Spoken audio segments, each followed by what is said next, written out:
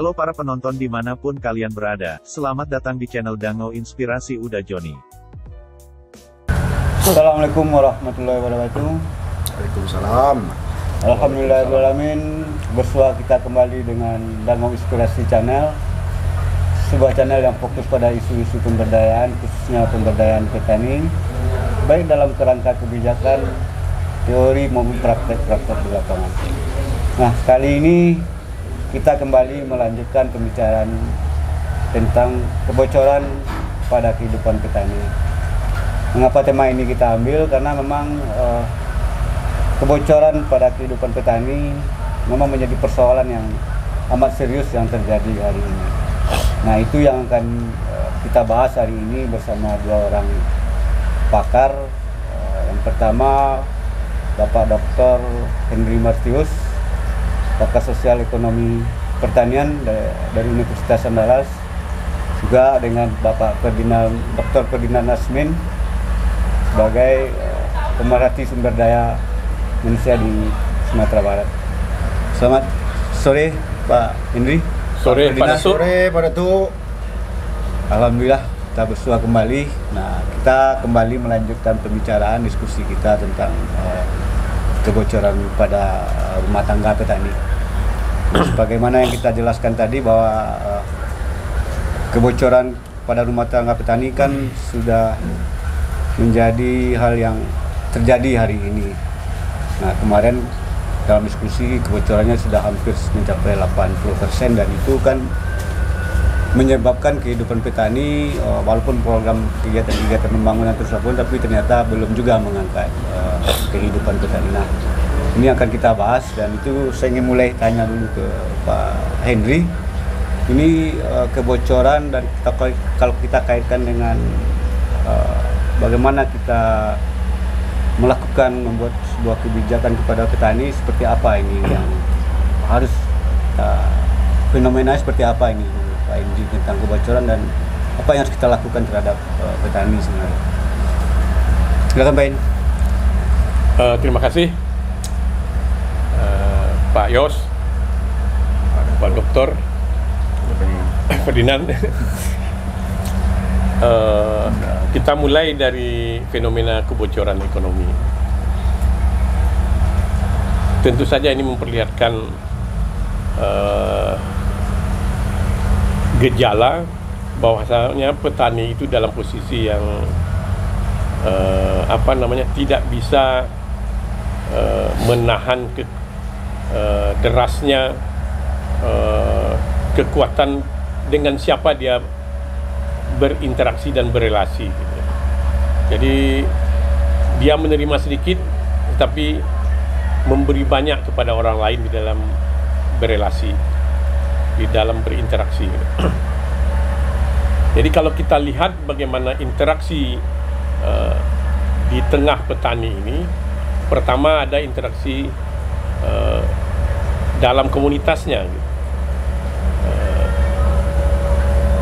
Sifat atau dari ciri daripada interaksi di dalam komunitasnya akan berbeda dengan apabila dia berinteraksi dengan pihak lain.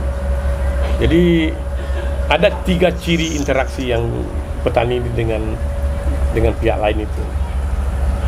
Sesama dia itu ciri yang utama adalah resiprositas namanya. Jadi di mana orang dia berinteraksi dan berelasi itu tidak mengedepankan pamrih gitu. Lebih banyak dia berelasi bagaimana memenuhi kebutuhan bersama. Kalau di tempat kita ini sering kita dengar ini misalnya istilah ada gotong royong. Ini suatu bentuk interaksi dan relasi yang penting dalam masyarakat, termasuk dalam kegiatan ekonomi. Jadi banyak sekali contoh-contoh kebutuhan ekonomi dipenuhi dengan melalui kegiatan yang berciri resiprositas ini, bentuk resiprositas ini. Yang kedua sudah kita bicarakan dulu, yaitu namanya pertukaran gitu. Jadi relasi atau interaksi seperti orang jual beli, seperti di pasar gitu. Exchange, pertukaran. Itu jelas saja ini berpamrih gitu. Pelaku interaksi jelas memikirkan bagaimana dia mendapat keuntungan dari berelasi. Akan terjadi namanya proses tawar-menawar. Ini dicerminkan dengan relasi antar pelaku-pelaku pasar gitu. Jadi kita petani adalah bagian dari pelaku pasar dalam interaksi seperti itu. Yang ketiga, ada namanya relasi atau interaksi yang disebut dengan redistribusi. Jadi di dalam relasi redistribusi ini, karena relasi pertama resiprositas dan relasi atau interaksi yang pertama dan kedua tadi menimbulkan misalnya distribusi sumber daya ini tidak berjalan dengan baik gitu, ada yang mendapat banyak, ada yang mendapat kurang gitu. Tergantung kekuatan. Kalau di pasar tergantung siapa yang punya daya tawar yang tinggi, maka dia akan mendapat banyak. Kalau misalnya itu jadi suatu relasi yang dominan, interaksi dominan, maka ada orang yang tidak mendapatkan apa-apa dari pelayanan itu, atau kurang mendapatkan manfaat dari pelayanan itu. Maka muncul namanya interaksi atau relasi yang disebut dengan redistribusi. Jadi redistribusi artinya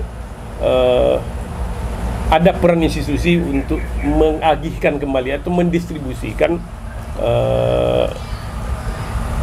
apa manfaat yang diterima dari sebuah interaksi atau relasi itu dibagi-bagikan kembali kepada masyarakat.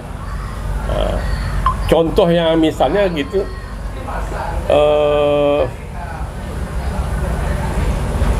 kalau misalnya itu di dalam sebuah komunitas misalnya, yang kaya menumpukan hartanya dan membagi untuk orang miskin. Kalau misalnya di dalam negara misalnya muncul sebuah program sebagai contoh misalnya bantuan sosial, itu kan ditarik dari sumber daya dari orang banyak, dari masyarakat melalui pajak atau dari apa, dan kemudian dibagi-bagikan ke masyarakat. Jadi relasi-relasi ini semuanya sekarang itu sudah artinya tidak lagi menopang kehidupan yang seharusnya bagi petani. Jadi petani semakin terjepit dari bentuk relasi yang sedang ada. Pertama, relasi misalnya reciprocity itu semakin berkurang kita temukan. Baik di kehidupan tradisional pun kita sudah makin jarang temukan, karena orang sudah banyak beralih kepada relasi atau interaksi yang sifatnya pertukaran gitu. Ya, tidak ada lagi gotong royong, makin berkurang. Kehidupan dalam rumah tangga pun sekarang sudah sepertinya sudah pertukaran juga. Semuanya sudah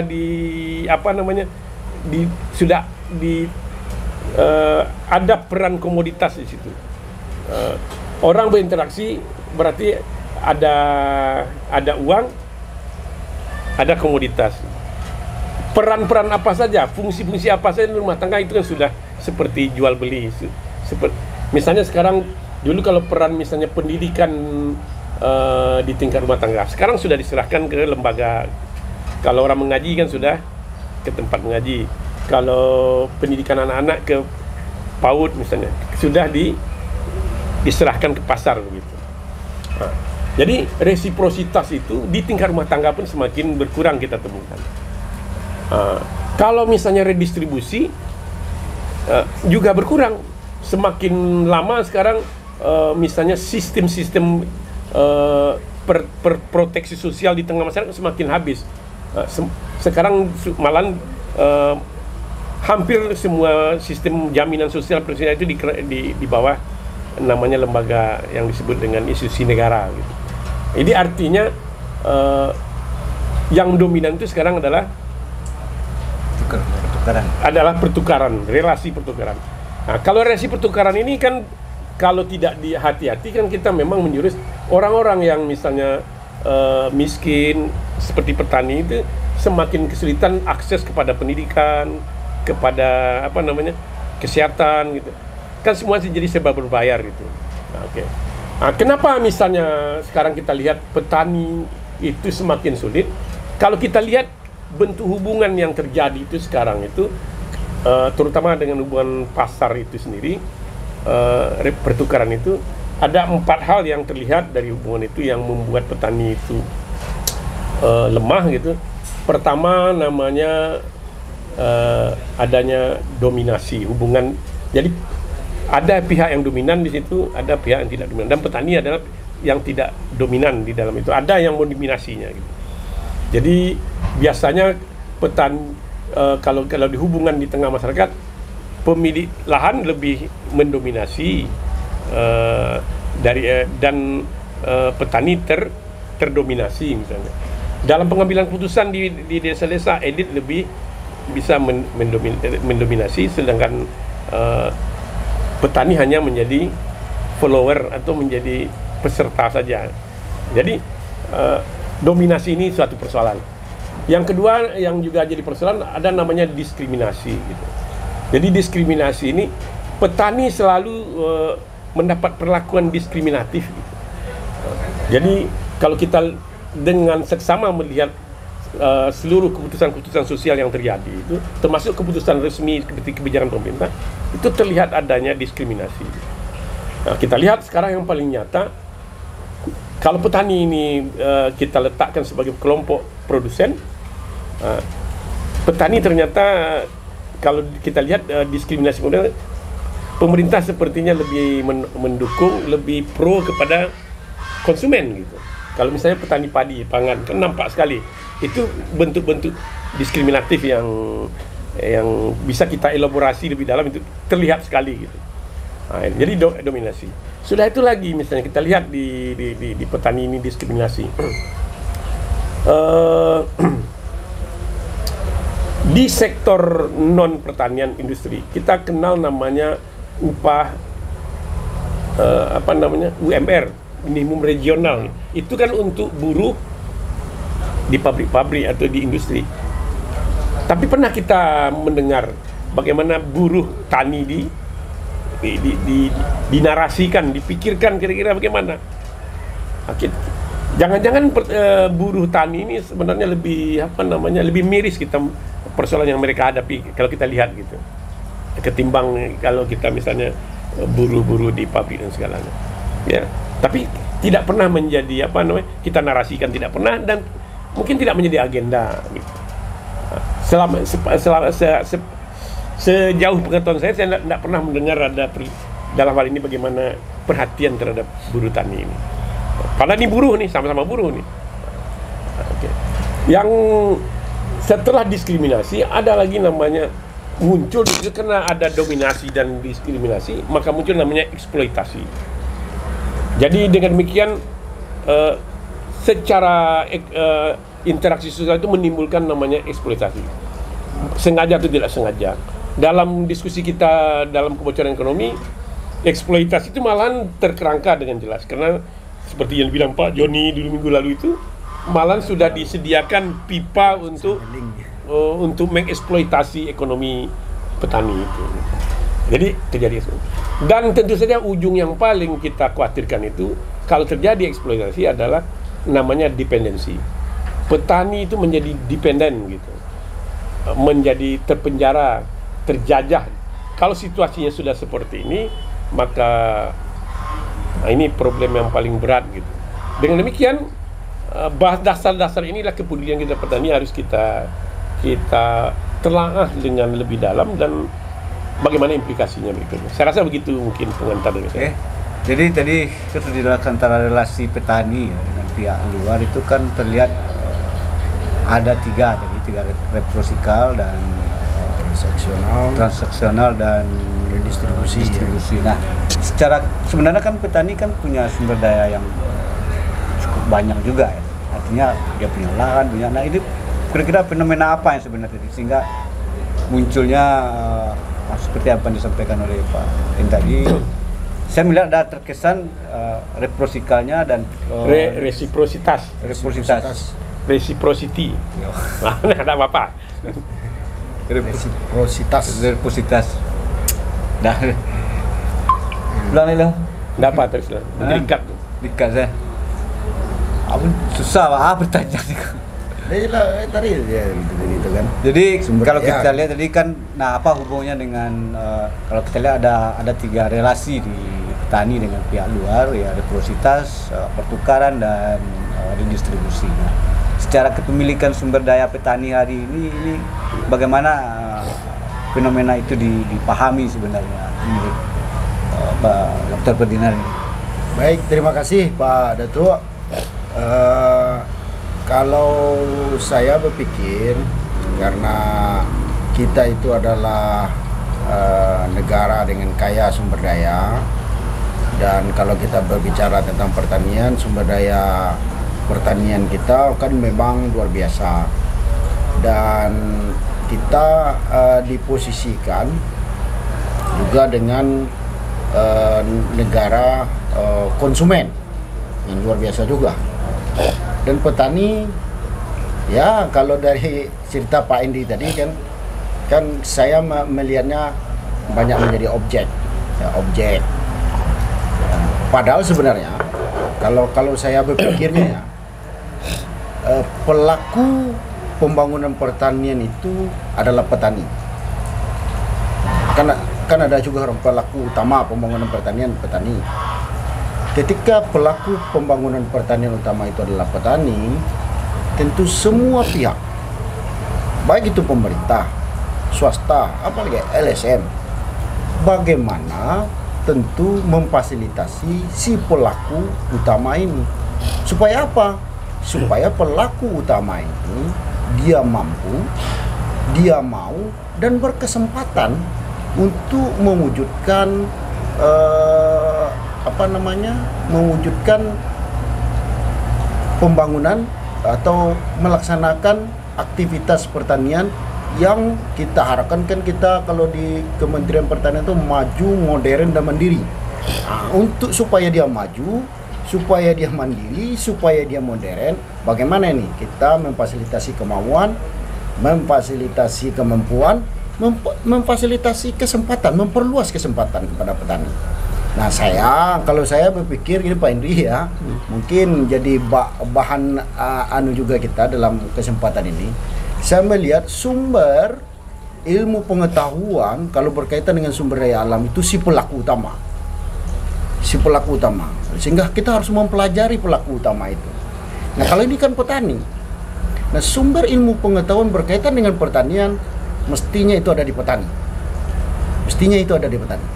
Nah, kalau saya melihat, bagi saya petani itu ada singkatannya Pak Datuk. Kalau P-nya itu pembelajar, E-nya itu energik, T-nya itu tangguh, A-nya itu adaptif, N-nya itu natural, I-nya itu inovatif. Nah, bagaimana nih kita jadikan dia pembelajar, dia energik, dia tangguh, dia adaptif, dia natural, dan dia inovatif. Nah, itulah yang kemudian memang dalam pola interaksi yang dibangun dengan orang luar atau dengan pihak apapun, kerangkanya menurut saya, kerangka yang kita bentuk memang dia yang pelaku utama. Sehingga ketika dia di pelaku utama, tentu ya kalau bagi saya terhadap pengelolaan sumber daya alamnya, dia memiliki kesempatan mengambil keputusan yang bersumber dari kekuatan dia. Nah, itu yang kita harapkan dengan kemandirian. Memang kalau kita lihat kan banyak, kalau pemerintah ada fasilitasi tadi dari Pak Indi juga menyebutkan, kan itu bentuk fasilitasi dari pemerintah agar mereka memiliki kemauan, agar petani kita memiliki kemampuan dan diberi kesempatan, diperluas kesempatannya itu. Nah, itu menurut saya. Mungkin dari Pak Indi kan pakar sosial ekonomi, tentu bisa lebih mendalami tadi berkaitan dengan kan banyak nih pertukaran. Kalau saya melihat yang transaksional yang terjadi. Nah, kalau ini kenyataannya bagaimana nih seharusnya? Kan kalau yang tadi resiprositas sudah banyak berkurang kata Pak Indi. Tapi kalau kita pertahankan resiprositas, kita dianggap kuno, tidak maju, modern, mandiri ya. Kan itu pula kan. Iya, oke. Mungkin. Oke, saya kembali lagi ke Pak Hendri tadi ya. kan ada yang tiga bentuk relasi dan terkesan di dua relasi di resiprositas dan di distribusi itu ada penurunan. Nah, ini yang menonjol itu kan di transaksional atau pertukaran. Ini fenomena ini penyebabnya apa nih kira-kira nih? Oke, sebelum penyebab kita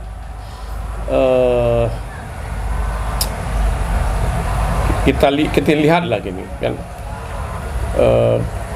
Kalau misalnya pertukaran gitu kan transaksi seperti orang berkontestasi, malah bersaing gitu kan, malah berperang gitu. Jadi kalau dibiarkan dia bertransaksi tanpa ada gagasan yang pas untuk mengatasi ini persoalan ini.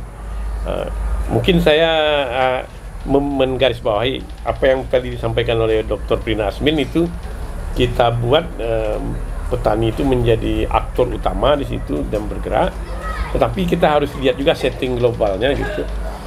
Karena dia kalau dia menjadi pelaku utama kuat dia, tapi dia kalau ibaratnya dia masuk ke dalam suatu pertandingan tinju, dia di ring gitu, ya mungkin bertandingnya fair gitu bagus, tapi dia akan kelas kelas bulu gitu kan, yang lawannya itu kelas berat gitu kan.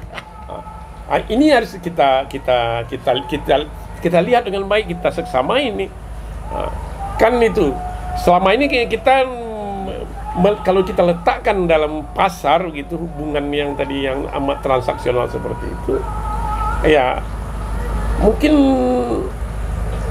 dalam kacamata biasa sudah tidak ada yang salah kan.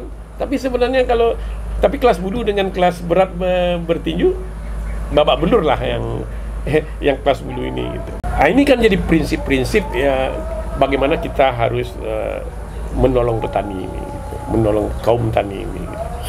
Jadi kalau memang benar-benar terjadi perbedaan kelas seperti itu, ada kelas berat, kelas bulu, ya peran pemerintah sebagai regulator memang harus amat kuat untuk begitu. Harus cermat dia melihat bagaimana ya kalau dia harus bertinju juga begitu. Mungkin model pertarungan tinju bukan bertinju gaya apa lagi, bukan komite bebas seperti karate gitu, tapi misalnya kata gitu kan. Mana yang kalau kata kan tahu kan apa namanya, jurus mana yang pandai memainkan jurus itu aja dilihat, tidak diadu apa namanya komite bebas gitu, pertandingan bebas itu babak belur lah. Ini kan perlu menjadi agenda ilmu pengetahuan untuk mengatasi ini. Kita bisa melihat pengalaman di luar negeri kan juga begitu.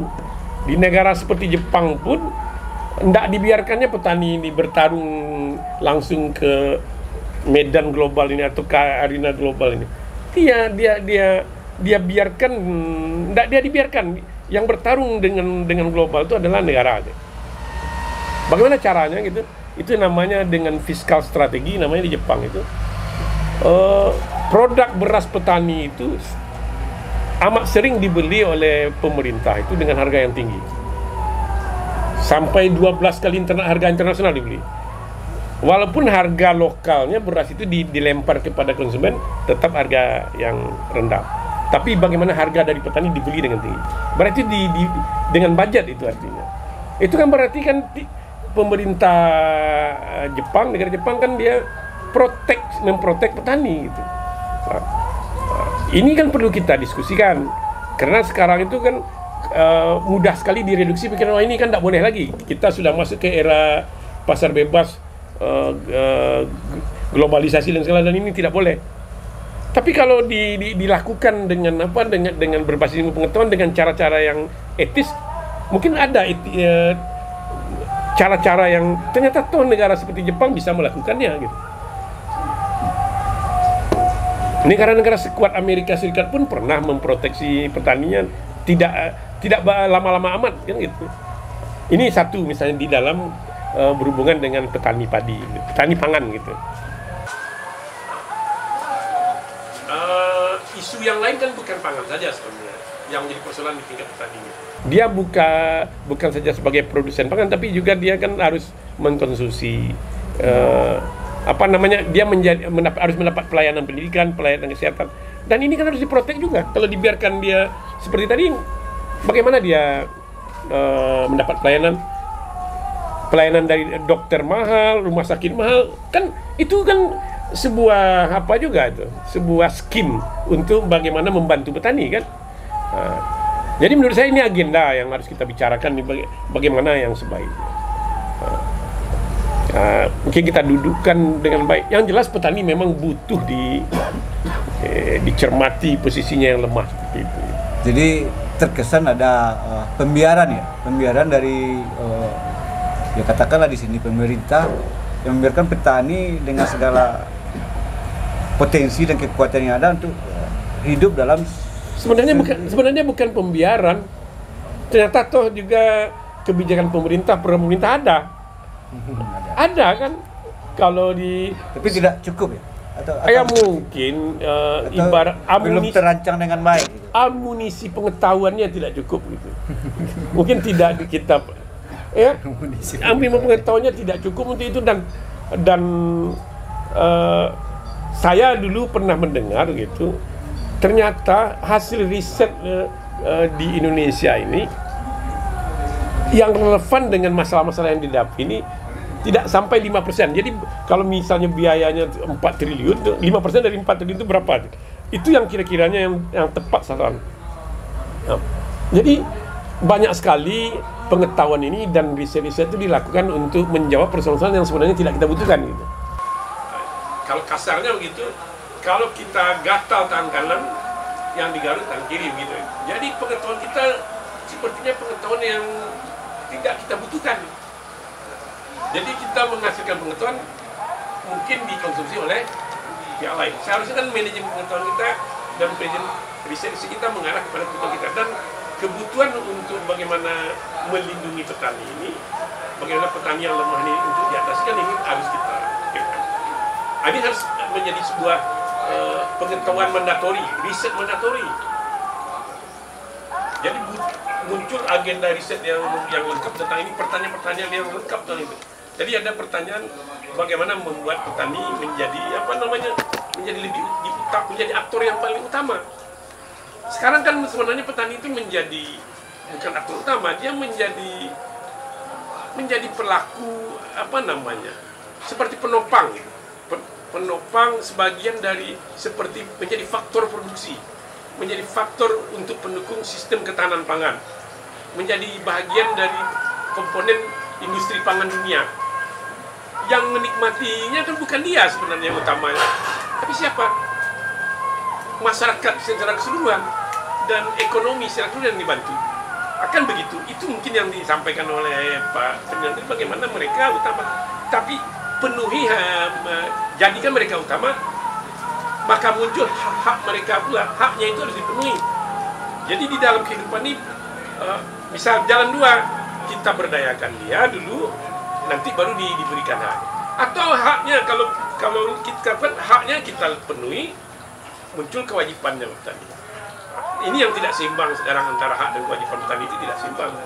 Kita hanya meminta kewajiban petani untuk menopang sistem pangan kita atau sistem ketahanan pangan kita, tapi kita secara sistemik, secara bernegara tidak sempat memikirkan hak-hak petani itu. Jadi boleh dikatakan juga tidak ada keseriusan sebenarnya terhadap. Tidak usahlah sampai keseriusan itu.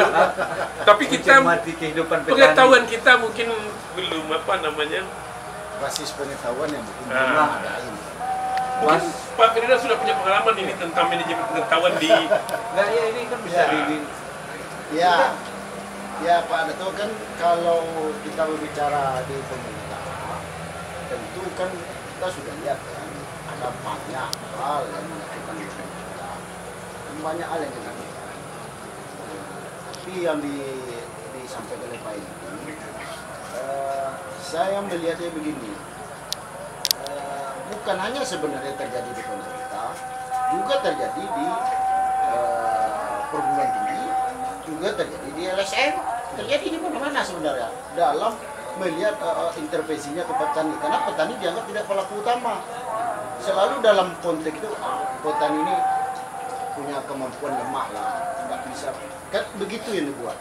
Sehingga kalau dengan demikian, saya selalu berpikir begini, ketika ada intervensi program dan kegiatan, baik oleh siapa saja, itu bukan tujuannya, tapi alat untuk memaukan yang memiliki kemauan dan memberi kesempatan kepada petani. Alat itu, tujuan kita apa? Supaya dia mandiri. Kan enak kalau suatu saat petani nak minta lagi. Oh, tidak perlu lagi hand traktor, dia bisa beli. Itu yang luar biasa. Dia bisa buat, apalagi juga benih dia bisa buat sendiri. Nah, alat ini sebenarnya apapun, contohnya di pemerintahan ada kegiatan misalnya budidaya cabai, itu jadikan alat penyuluhan oleh penduduk dalam rangka mengembangkan dinamika di kelompok supaya dia kuat. Disitulah diajarkan. Nah, itu yang disebut Pak Eli tadi. Basis pengetahuan kita memang perlu memadai untuk ini. Dan kita berharap, kalau saya melihat salah satu memang peran perguruan tinggi tadi, Dering Tinju yang digambar oleh Pak Ibu. Padahal Dering Tinju itu sebenarnya jurinya itu anak perguruan tinggi itu. Harusnya juri dari kriterianya itu untuk petani jangan sama dengan kriterianya untuk pengusaha, harus beda sehingga fair dia dalam menilai pertarungan itu kan. Nah, itu yang kita lihat. Saya melihatnya ketika intervensi program dan kegiatan itu harusnya jadi alat untuk kita. Karena kita fasilitasi loh. Saya kan jadi harus bukan fasilitasi. Bukan itu tujuan, sudah tertanam sekian itu berhasil. Tidak begitu. Gimana itu kekuatan kelompok itu, kemandirian kelompok itu? Itu jadi pertanyaan harusnya. Kan itu, sehingga itu jadi alat mainan. Di kelompok dimainkan sehingga dinamikanya luar biasa muncul kemandirian. Itu yang kita harapkan. Ini kan perlu. Jadi ini persoalan basis pengetahuan dalam bagaimana memampukan petani gitu. Seperti yang disampaikan oleh Pak Dr. Nah, ini sebagai pakar perguruan tinggi bagaimana ini? Persoalan memampukan petani berbasis pengetahuan, apakah soal pendekatan atau soal apa yang mengembangkan ini seperti apa? Ya, kalau Dr. Ferdinand tentu berpikir dia sebagai mungkin representasi oleh pemerintah. Kalau saya memikirkannya lebih netral gitu. Semuanya harus kuat gitu kan. Jadi bukan saja petaninya kuat, pemerintahnya juga harus kuat. Jadi secara sistemik dan keseluruhan harus menjadi kuat. Jadi basis pengetahuan yang kita kembangkan adalah untuk memperkuat setting ekosistem keseluruhan. Jadi bukan petaninya kuat, dia pemerintah yang kuat. Gitu. Nah, jadi manajemen pengetahuan itu, basis pengetahuan itu membentuk namanya nanti inovasi. Inovasi itu bukan inovasi yang sifatnya inovasi teknis, masalah kemampuan petani, tapi juga inovasi publik, inovasi kelembagaan dan segala. Saya rasa ini perlu kita diskusikan agak jauh nanti. Jangan-jangan pemerintah juga ada pula persoalan di bagi itu ya. Mungkin sudah terbawa dengan lama kan, sejak awal zaman Orde Baru kan pemerintah ini kan sudah terbiasa melihat petani itu menjadi objek bukan objek penderitaan, tapi objek yang menjadi objek untuk dimobilisasi. Tapi kan wacana yang muncul kan selalu ya, apakah dari pemerintah, dari apa kan menyatakan petani sebagai objeknya, tapi ternyata kan fakta yang disampaikan juga seperti justru petani semakin lama semakin menjadi objek juga sebenarnya kan itu yang dimaksud. Ya karena kita berpikir seperti itu. Karena apa? Maksudnya pemerintah itu tidak kuat. Tidak kuat itu bukan berarti dia kalau dia kuat akhirnya dia mengeksploitasi petani atau sekedar merugikan petani, itu namanya pemerintah tidak kuat namanya. Pemerintah yang kuat itu adalah justru pemerintah yang mampu mengayomi petani. Perguruan tinggi yang kuat adalah perguruan tinggi yang menghasilkan pengetahuan yang bisa mengayomi persoalan-persoalan yang ada di tingkat masyarakat ini, tingkat petani juga. LSM juga begitu. Nah, kita bisa panjang lebar tentang LSM ini kan, kita kenal LSM itu kan ada ASN pemerintah, macam-macam.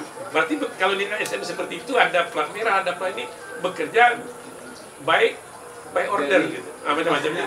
Yang kuat ini ada keseriusan atau ada keberpihakan yang betul-betul jelas terhadap bagaimana ini petani bisa. Coba ini tidak usah kita paksakan diskusinya. Ini ada agenda gitu. Saya pikir begini Pak Dato'. Pertama ya, romantisme terhadap persoalan di pertanian itu harus menurut saya harus berhenti. Bukan berhenti ya, tapi memang kita bertanya lagi, apa sih sesungguhnya masalah di pertanian ini? Jangan-jangan kita selama ini kan buktinya terjadi juga kan, sudah dilakukan ini terjadi juga. Jangan-jangan kita menyelesaikan masalah yang bukan masalah sebenarnya. Nah ini tentu bersama ya, perguruan tinggi, pemerintah, dan para pihak yang berkepentingan dengan petani tentu merumuskan dengan baik. Nah ketika jangan-jangan yang masalah itu bukannya ada di petani, masalahnya dari kita. Harus ada diskusi yang lebih banyak lagi. Itu berbeda persoalan petani ini. Ada kita sendiri masalahnya itu kan. Baik pemerintah, perguruan tinggi, rasa mungkin sering lah yang membicarakan seperti itu yang paling mungkin dilakukan sehingga bisa ditemukan sebuah model pemberdayaan petani yang bisa. Tapi podcast ini kan tidak berhenti hari ini kan? Kita akan selalu angkat persoalan-persoalan dalam rangka itu juga sebenarnya. Bagaimana semua orang semakin mempunyai kepedulian dan tahu persoalan-persoalan pertanian itu secara universal apa. Kira itu yang bisa kita simpulkan hari ini dalam diskusi yang singkat ini. Mungkin dalam lain waktu kita lanjutkan. Sekian dulu, terima kasih. Assalamualaikum warahmatullahi wabarakatuh. Waalaikumsalam warahmatullahi wabarakatuh. Video kami kali ini, terima kasih sudah menonton. Jangan lupa untuk like, komen, dan subscribe untuk mengikuti perkembangan terbaru dari channel ini.